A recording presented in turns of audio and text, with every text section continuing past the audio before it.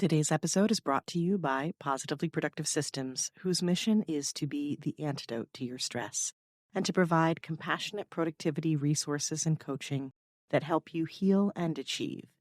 Be sure to check out both free and paid resources at positivelyproductive.com/resources. Keep in mind, the Big Five assessment is not about finding weaknesses or giving you a reason to judge yourself. Instead, it's a way to understand how you work best. Also, personality traits are not fixed and can be developed and modified over time.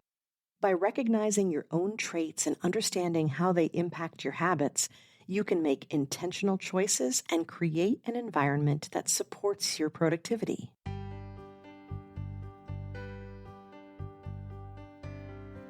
You're listening to the Positively Living Podcast. I'm your host, Lisa Zawrotny, founder of Positively Productive Systems and a coach certified in time and stress management, helping overwhelmed clients make space for what matters.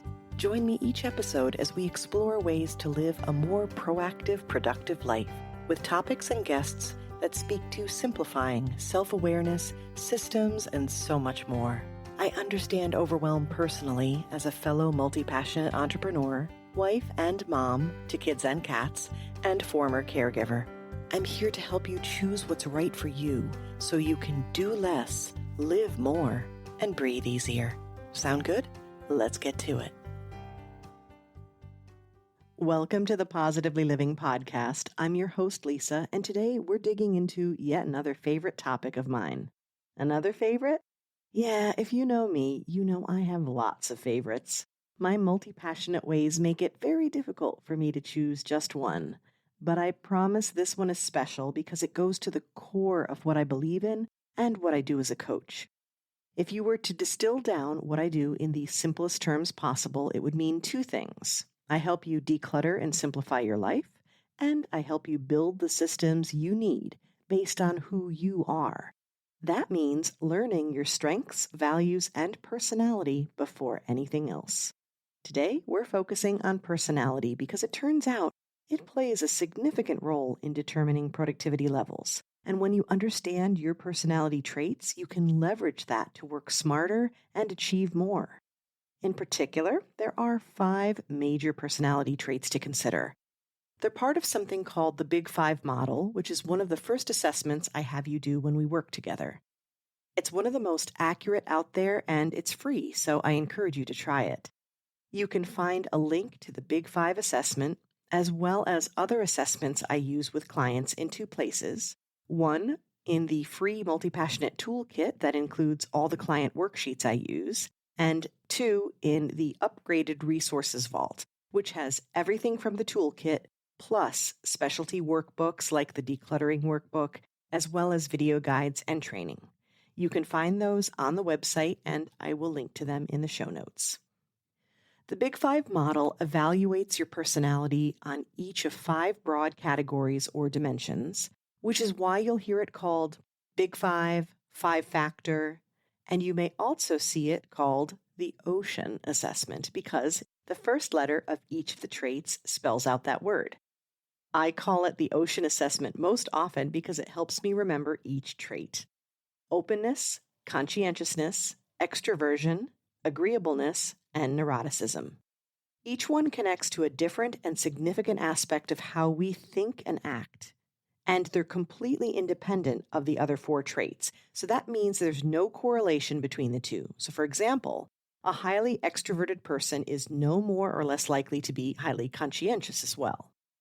As a general rule, I caution you to take assessments, especially self-assessments, with a grain of salt, as they can be impacted by so many variables in your life. One of the reasons I use this test over, let's say, Myers-Briggs or 16 personalities, which I appreciate and have taken myself, is that this one is widely considered to be the most scientifically valid to describe personality differences. And I love that it's a sliding scale. It's percentages versus categories. And that shows us shades and nuances of how we interact in the world. I want to be clear before I continue that these terms have specific meanings within the context of this model. So I caution you not to assume what they mean. I know the first time I heard the word neuroticism, I was taken aback. It's easy to think of these things negatively, and I want to be sure you're clear about what they refer to. So I'll share how the assessment defines them and what it may mean when you score high or low in each one. And you'll see how there are benefits to both. The big five personality traits are openness, and that's how open a person is to new ideas and experiences. Conscientiousness, how goal-directed, persistent, and organized a person is. Extroversion, how much a person is energized by the outside world. Agreeableness, how much a person puts others' interests and needs ahead of their own. And neuroticism, how sensitive a person is to stress and negative emotional triggers. Let's start with the first trait, openness. People who score high in openness tend to be imaginative, curious, and open to new experiences. They thrive in creative and intellectually stimulating environments. High openness can enhance productivity by fostering innovative thinking and willingness to explore new approaches and to problem solving. These individuals can be open to feedback and actively seek out new knowledge to improve their work. And all of this may sound very familiar because the majority of my clients, who are multi-passionate creatives and often neurodiverse, tend to score high in openness. Individuals who score low in openness are perhaps more traditional and prefer familiarity and routine. They may struggle with generating fresh ideas or adapting to change, but likely excel in structured and predictable work environments. Where they shine is in their attention to detail and preference for established procedures, which can be an asset when you need precision and accuracy. Not everyone needs to score high in this trait, and that can be such a good thing, like for those rule-following, detail-oriented accountants who keep us out of trouble with the IRS. Next up is conscientiousness, a trait strongly associated with productivity. Highly conscientious individuals are organized, detail-oriented, and reliable. They excel at planning, setting goals, and following through on commitments. Their conscientious nature ensures that tasks are completed efficiently and accurately. They're diligent, focused. They rarely procrastinate. Sounds like a productivity dream, right? Conversely, individuals with low conscientiousness may struggle with time management, organization, and staying on track. They might find it challenging to prioritize tasks, meet deadlines, and pay attention to the finer details. However, they may excel in roles that require flexibility, and they may adapt quickly to changing circumstances, which is essential in this ever-changing world. Those who score a bit lower here are often my people. While the word conscientiousness sounds like it's about caring, I know for a fact that those who score low care plenty. This trait isn't about caring, it's about consistency. So we work together to find alternatives where they can lean into their strengths of flexibility and use the powers of variety to still achieve their goals. Up next is extroversion. This trait relates to our level of sociability and energy. It's often misunderstood as a people person kind of trait, but it's more complex than that. Highly extroverted individuals are outgoing and energetic. They derive energy from interacting with others. That energy is a big part of the key here. They thrive in collaborative environments and often excel in roles that involve teamwork, sales, or public speaking. Their ability to engage and inspire others can boost productivity through effective communication and motivation, and their willingness to interact with others can be a benefit to them and their teams.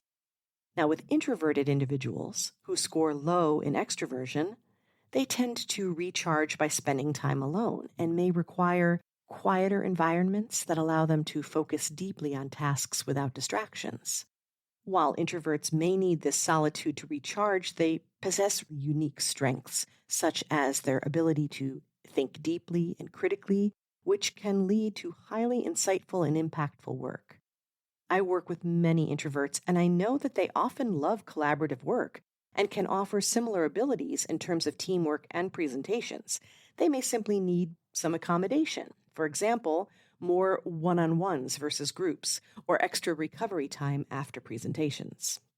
Now let's review agreeableness, which reflects our interpersonal tendencies. Highly agreeable individuals are cooperative, compassionate, and value harmony in their interactions with others. They excel in roles that require teamwork, collaboration, and conflict resolution. Their ability to build strong relationships and foster a positive collaborative environment can enhance productivity in big part by avoiding conflicts. But I will counter that we have to be careful here that their boundaries are protected. They might be avoiding conflicts, but are they sharing their ideas fully as a result? Is keeping the peace at a cost to other aspects? Conversely, individuals who score low in agreeableness may be more assertive, direct, and focused on achieving results. While they may be more comfortable making tough decisions and asserting their ideas, they might need to pay extra attention to maintaining positive relationships and considering others' perspectives to ensure a healthy and productive work environment. Again, it's a balance, right? I mean, we all want to be liked. Some of us care less about it than others. Some like to play well with others. Some like to go rogue. The key is understanding where you like to play best and then placing you in the right environment. Lastly, let's dig into neuroticism. As I said earlier, the first time I heard that word threw me a little bit. It can feel negative to say how neurotic you are, but this actually measures our emotional stability and resilience to stress. Individuals who score low in neuroticism tend to be calm, composed, and handle stress well. They maintain a stable emotional state, even in challenging situations, enabling them to focus and perform their best. Their ability to stay level-headed and manage pressure can result in consistent productivity and quality work. Unfazed, mellow, blithe, even-tempered, all these phrases you've heard, those are the low neuroticism people, and they're the people that we like to have in higher stress situations. Now, on the other hand, individuals who score high in neuroticism may be prone more to anxiety and worry and mood swings. They might find it challenging to concentrate and maintain productivity during these stressful periods. However, their heightened awareness of potential risks and attention to detail can be beneficial in roles that require careful analysis or risk management. They're a wonderful counterpoint to the don't worry, be happy folks. And as long as you work to address the stress in and around them, they can function quite well. If you'd like to hear more examples of how these combinations may impact habits, I highly recommend listening to the Strategy Call episodes on the podcast. These are actual coaching sessions recorded for you to listen in. And my guest clients do the Big Five assessment ahead of time, so we discuss that. One of the first episodes like this is number 33, all about productivity based on personality. And you'll want to check out next week's episode coming up, 164, on decluttering and habit management. There are a bunch more in between that you can choose from with topics like juggling family and business, regaining momentum, managing stress, as well as two super fun episodes that are a set, episode 124 and 125, on creating a personalized schedule filled with personality. To find these episodes, head to positivelyproductive.com/podcast and type strategy call in the search bar. You can also scroll the episodes on your favorite player and look for the titles that have strategy call in brackets at the very beginning of the title.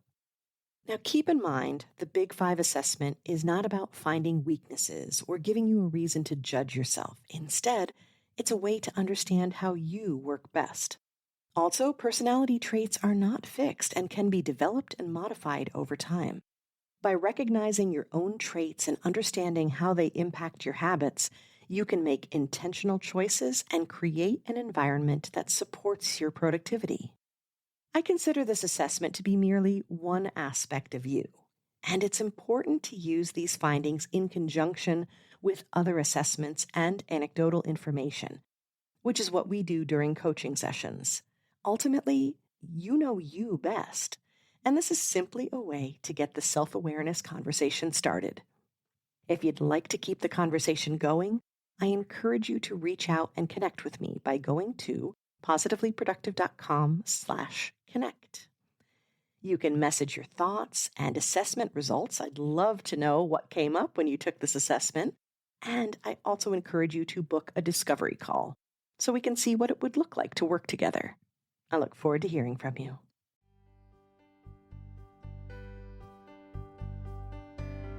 Thank you for joining me today. Your time is precious and limited, and I'm honored you chose to spend it with me. If you have feedback, questions, or want to schedule a chat, head to positivelyproductive.com/connect. And if you are looking for any of the resources referenced on the podcast, from books to products to training and more, go to positivelyproductive.com/resources.